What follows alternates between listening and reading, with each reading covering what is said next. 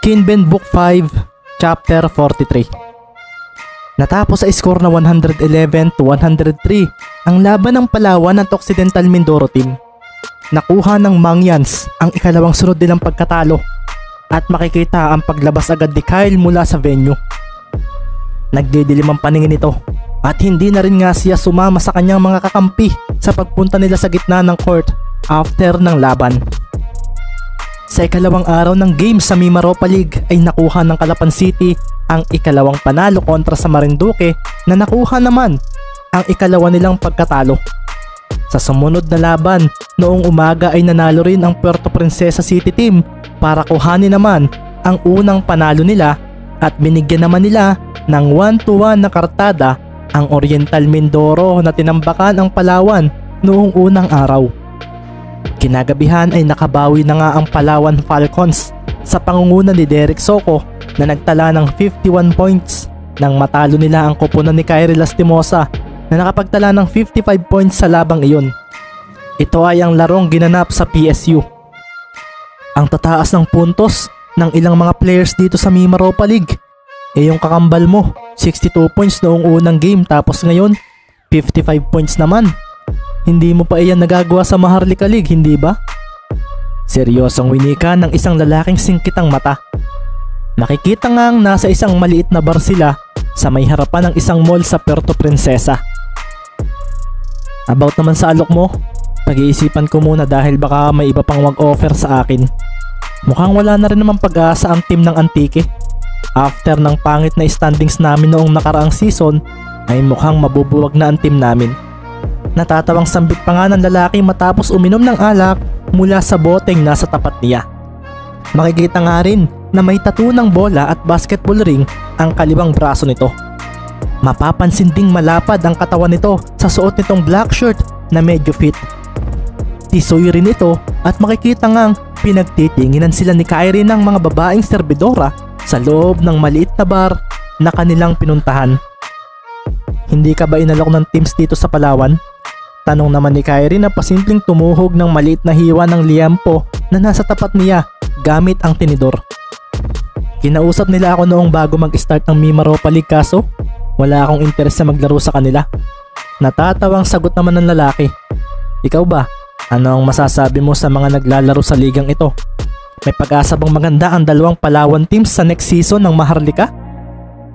Baka last season ko na sa Maharlika itong susunod. Baka sumama na ako sa training ng national team para sa mangyayaring SEA Games. Ito naman ang tugon ni Kyrie. So hahayaan mo na lang si Abad sa trono niya? Bakit ba hindi mo bigyan ng magandang laban ng isang iyon? Sa tingin ko naman ay mas magaling ka sa kanya pagdating sa basketball. Kita mo naman, papunta ka na sa national team. Nilampasan mo na siya.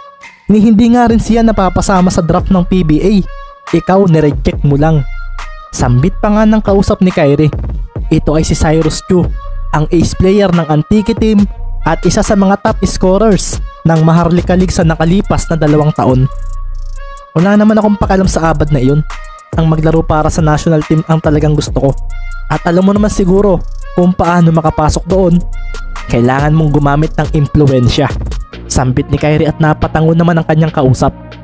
Maganda rin ang ginawa mo. Tapos doon mo na ipapakita ang laro ni Sleeping Monster. Till now hindi ko pa rin alam kung sino ang nagpauso ng bansag na iyan. Pero dahil nangyari na ang gusto ko ay pwede rin.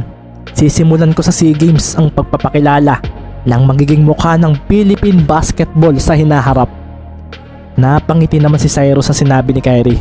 Kung papanoorin nga ito sa Maharlika ay walang mag-aakalang may mataas itong pangarap sa basketball. Pero dahil kakilala na niya ito magmula nang mag-aral siya sa Maynila, ay may ideya na siya rito. Hindi ba? Pareho kayo ni Kyle na gustong makapasok sa national team noon? Napainom naman muli ng alak si Kyrie nang marinig yun. Nagbago na siya at labas na ako sa bagay na yun. Alam mo naman siguro ang nangyari. Napakasama mo talagang kakambal. Ibang iba kayo sa mga kambal na nakikita ko. Inagaw mo na nga kanyang syota at inasawa pa. Tumatawang wika ni Cyrus. Dito naman napaseryoso si Kyrie na nagpahinto sa pagtawa ng kanyang kasama. Mahal ko si Yen at hindi ko siya inagaw kay Kyle. Seryosong winika ni Kyrie na napahigpit sa pagkakahawak niya sa bote ng alak na kanyang iniinom. Mula naman sa isang maliit na karinderya na malapit sa City Coliseum ay makikita naman ang pagdating ni Maki Romero. At nakita nga niya si Kyle na tumango sa kanya nang makita siya. Napaseryoso na nga lang si Kyle nang makitang sa likuran ni Maki ay makikitang may isa pa itong kasama, si Ricky Mendez. Sinama ko si Ricky, sabi ni Maki sa paglapit nila sa lamesa kung saan nakapwesto si Kyle. Yo, sabi agad ni Ricky kay Kyle na mukhang malapit nang maubos ang isang bote ng alak na nasa tapat nito. Upo kayo, order na ako ng iinumin natin, sabi ni Kyle na tumayo na nga para pumunta sa may tendera. Tig-isang bote lang kami ni Ricky. Sinabihan kami ni coach na bawal uminom. Sambit ni Maki at napangiti naman si Kyle. Ang KJ naman ang coach ninyo? Ikaw, alam ba ng team mo na nandito ka? Tanong naman ni Maki at tumango na nga lang si Kyle. VIP player nila ako. Pwede kong gawin ang gusto ko.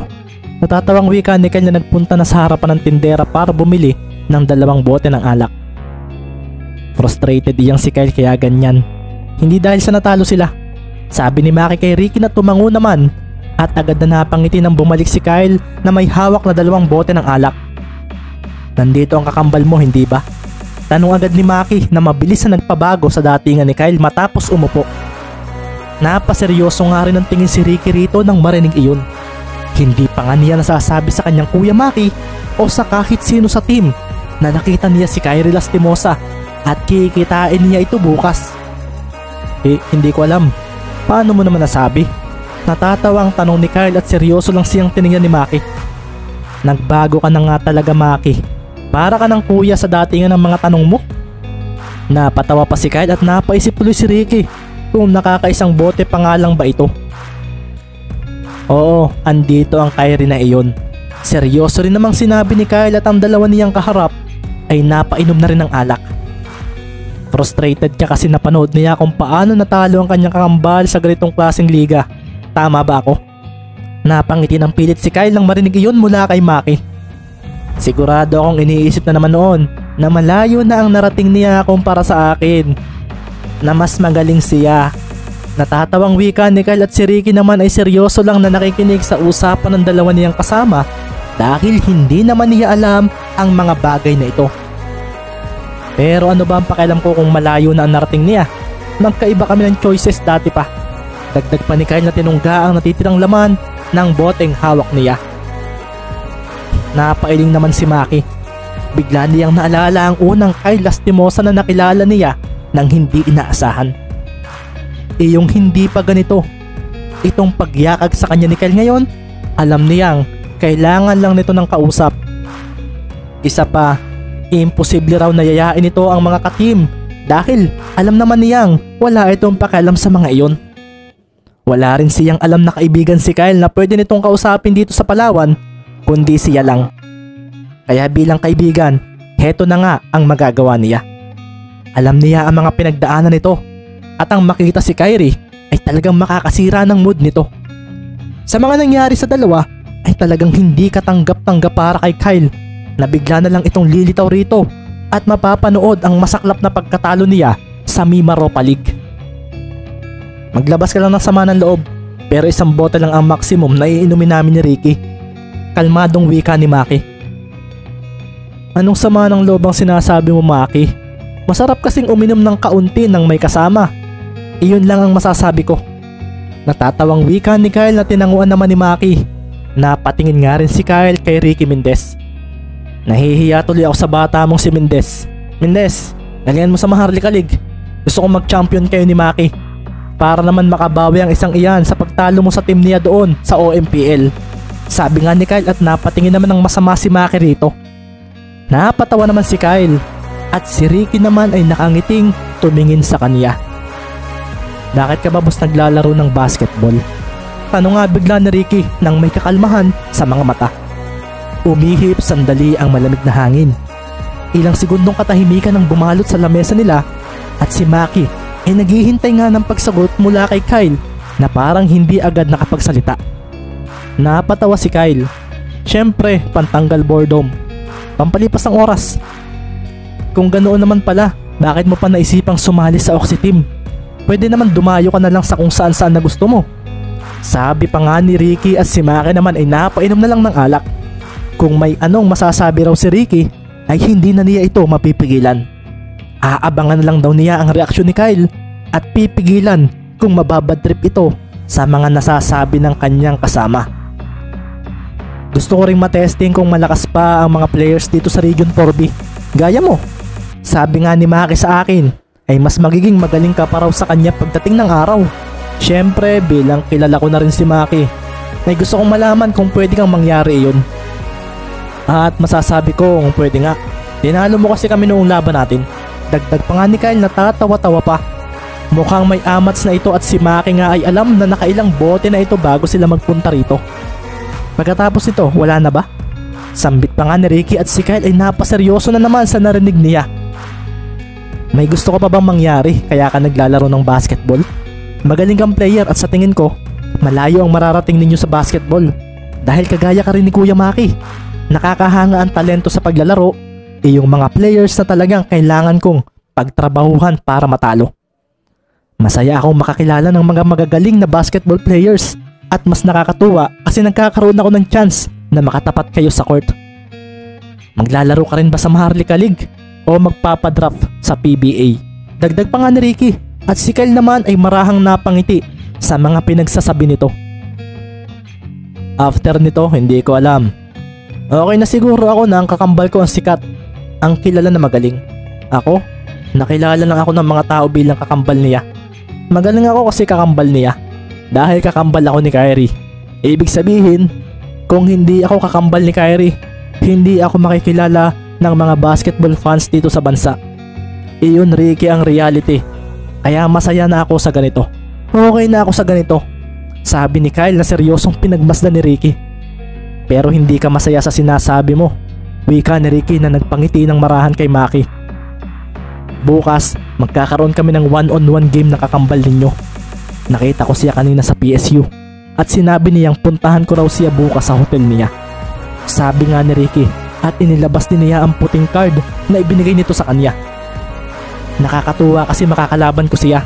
Excited na ako para bukas at may naisip akong magandang ideya sa magiging laro namin bukas. Nabigla naman si Maki nang malaman iyon mula kay Ricky. Si Kyle naman inapaseryoso dahil hindi raw ito gawain ng kakambal niya dahil mataas ang ego nito. Bakit daw nito aalukin ng ganito itong taong ito? Sumama ka sa akin bukas, Boss Kyle. At sa oras na matalo ko si Kyrie Lastimosa, gusto kong gawin mo ang totoong gusto mo kung bakit ka naglalaro ng basketball. Napangiti na nga lang si Maki at si Kyle naman ay napaseryoso sa sinabi ni Ricky Mendez. Nasisiraan ka na ba ng ulo, Mendez? Hindi mo matatalo si Kyrie. Ibang level ang basketball skills noon. Bulalas ni Kyle pero nginitian lang siya ni Ricky. Wala ka nang magagawa, Kyle. Iyan talaga si Ricky Mendez. Kasalanan mo ito, hindi ka kasi nagsabi sa kanya ng totoo. Sambit ni Maki at napaseryoso pa si Kyle nang marinig yun. Nag-peace sign lang si Mendez nang muling mapatingin si Kyle dito. Walang makikitang alinlangan sa mga mata nito at napailing na nga lang si Lastimosa sa kinalabasan ng pagyaya niya kay Maki Romero. Parang nagkaroon tuloy siya ng interes na mapanood ang gagawin ni Mendez laban sa kanyang kakambal. Alam niyang matatalo ito pero may kung anong kumakatok sa sarili niya ang nagsasabing pwedeng mangyari ang sinabi nito. Kinabukasan, I feel like I'm losing my mind. Is everybody in the world blind? Please, Lord, give me a sign, a sign. I feel like I'm losing my mind. Is everybody in the world blind?